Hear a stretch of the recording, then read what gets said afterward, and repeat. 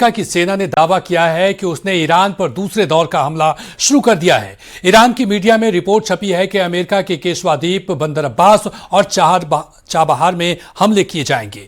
Trump ने चेतावनी दी है कि ईरान का न्यूक्लियर कॉम्प्लेक्स उनके निशाने पर है। उधर अमेरिका और नेतन्याहू की मीटिंग पर सबकी निगाहें टिकी हुई है, क्योंकि इस मीटिंग के बाद ईरान युद्ध पर नई रणनीति सामने आ सकती है।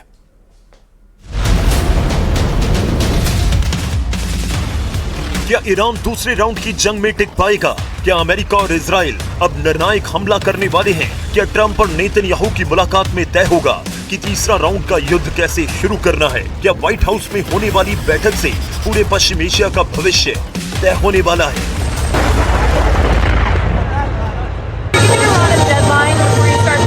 I don't like giving deadlines, but they pretty much know.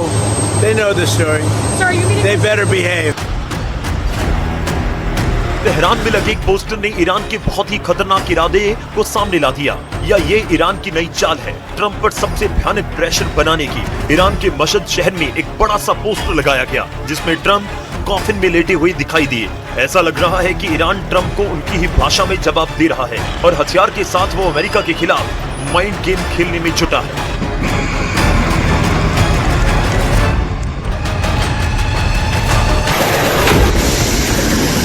क्या ईरान का ड्रोन युद्ध उसे जंग में कामयाबी दिला पाएगा? दूसरे राउंड की जंग में ईरान ने ड्रोन वाला दांव लगा दिया है।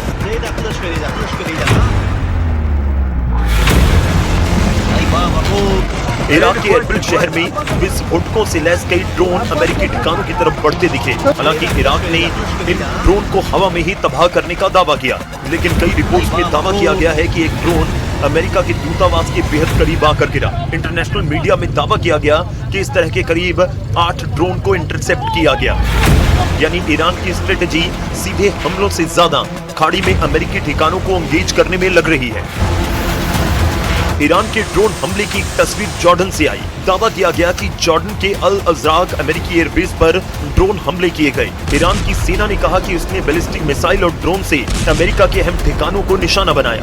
IRGC का दावा है कि उसने कुवैत में अमेरिकी सैन्य ठिकानों और सैटेलाइट कम्युनिकेशन सिस्टम को भारी नुकसान पहुंचाया है। हालांकि इन दावों की पुष्टि नहीं हो पाई। सवाल है कि जॉर्डन पर ईरान लगातार हमले क्यों कर रहा है? जॉर्डन ईरान का नंबर 1 टारगेट क्यों बना हुआ है? जॉर्डन के पास 6 बड़े एयरबेस हैं। इनमें से 4 अड्डे ऐसे हैं जहां अमेरिकी सेना और उसके विमान और ड्रोन तैनात हैं। इन बेस पर करीब 4000 अमेरिकी सैनिक तैनात हैं। लेकिन ईरान ने जिन खाड़ी देशों में अमेरिकी ठिकानों पर हमले किए, अब ट्रंप ने उन्हीं खाड़ी देशों को ईरान के खिलाफ खड़ा कर दिया है। ट्रंप ने सऊदी और कुवैत को बहुत ही खास और नए हथियार बेचने की मंजूरी दी। सऊदी अरब को करीब $2 अरब और कुवैत को करीब $500 बिलियन, यानी सऊदी अरब को 19,000 करोड़ रुपए के हथियार मिलेंगे, वहीं कुवैत को 4,600 करोड़ के हथियार सप्लाई किए जाएंगे। अमेरिका की नीति साफ है कि खाड़ी में ईरान विरोधी देशों को मजबूत किया जाए।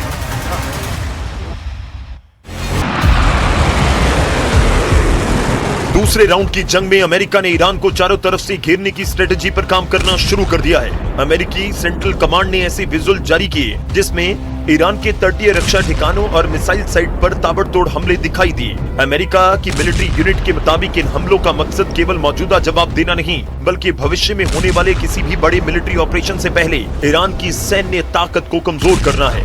इन हमलों से साफ है कि अमेरिका ने ईरान के बंदरगाहों पर नाकेबंदी दोबारा लागू कर दी है। अब वाशिंगटन केवल आसमान से नहीं बल्कि समुद्र के रास्ते पर भी दबाव बढ़ा रहा है। दूसरी तरफ ईरान ने इसे अपने अस्तित्व की लड़ाई बताते हुए बहरीन, कुवैत और जॉर्डन में अमेरिकी ठिकानों पर हमले का दावा किया। ऐसे में साफ है कि अब जंग केवल मिसाइल बनाम मिसाइल नहीं रही, बल्कि पूरे पश्चिम एशिया में सैन्य और आर्थिक दबाव की लड़ाई बन चुकी है। लेकिन अब सवाल केवल इतना नहीं है कि अमेरिका और ईरान कौन ज्यादा हमला कर रहा है। अगले कुछ घंटों में ट्रंप और इजराइल के प्रधानमंत्री नेतन्याहू की मुलाकात होने वाली है और माना जा रहा है कि इसी बैठक में दूसरे राउंड की जंग का अगला चैप्टर लिखा जा सकता है। सबसे बड़ा सवाल यह है कि अब ट्रंप का अगला मूव क्या होगा? बात जवाब दे रहा है, इसलिए अब सवाल यह है कि क्या केवल एयर स्ट्राइक से ईरान को रोका जा सकता है या फिर अमेरिका को और बड़ा सैन्य ऑपरेशन करना पड़ेगा?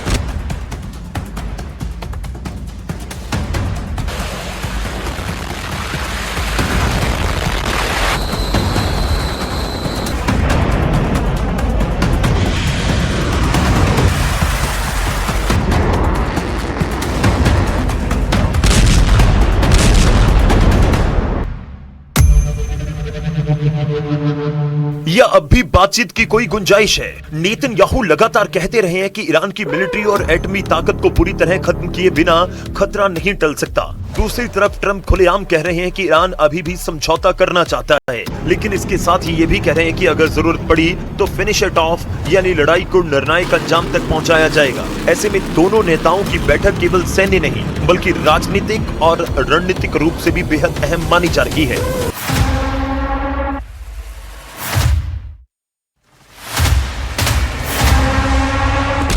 यानी दूसरे राउंड की शुरुआती दिनों में ईरान ने अमेरिका को कई मोर्चों पर चुनौती जरूर दी, लेकिन अब असली चुनौती शुरू हो रही है, क्योंकि अमेरिका धीरे धीरे सिर्फ जवाबी कार्रवाई नहीं बल्कि ईरान की सैन्य ताकत को पूरी प्लानिंग से कमजोर करने की रणनीति पर बढ़ता हुआ दिखाई दे रहा है। अगर यही दबाव जारी रहा तो आने वाले दिन ईरान के लिए कहीं ज्यादा कठिन साबित हो सकते हैं। अमेरिका के पास 5 विकल्प हो सकते हैं।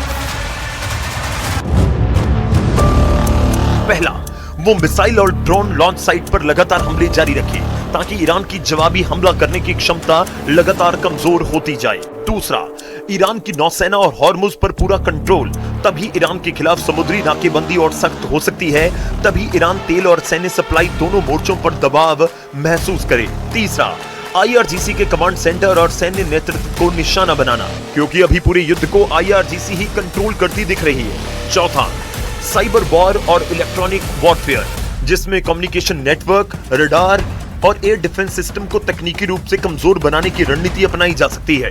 पांचवा, ईरान की प्रॉक्सी नेटवर्क पर हमला। इसके तहत इराक, सीरिया, यमन और दूसरे इलाकों में उन ग्रुप को निशाना बनाया जा सकता है। इस जंग में अमेरिका और इजराइल के लिए सबसे बड़ी सिरदर्दी जो बने हुए हैं। यानी अब अमेरिका का मकसद केवल 1-2 एयर स्ट्राइक करना नहीं बल्कि ईरान की सैन्य ताकत को हर मोर्चे पर कमजोर करना हो सकता है। दूसरी तरफ ईरान भी साफ कर चुका है कि अगर दबाव बढ़ा तो जवाब केवल ईरान से नहीं बल्कि पूरे पश्चिम एशिया में फैले उस नेटवर्क से मिल सकता है।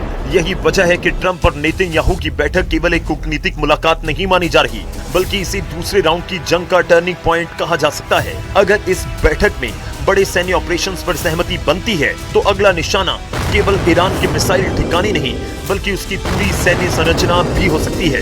और अगर बातचीत को मौका देने का फैसला होता है तो शायद पश्चिम एशिया एक और बड़े युद्ध से बच जाए। फिलहाल दुनिया इसी फैसले का इंतजार कर रही है।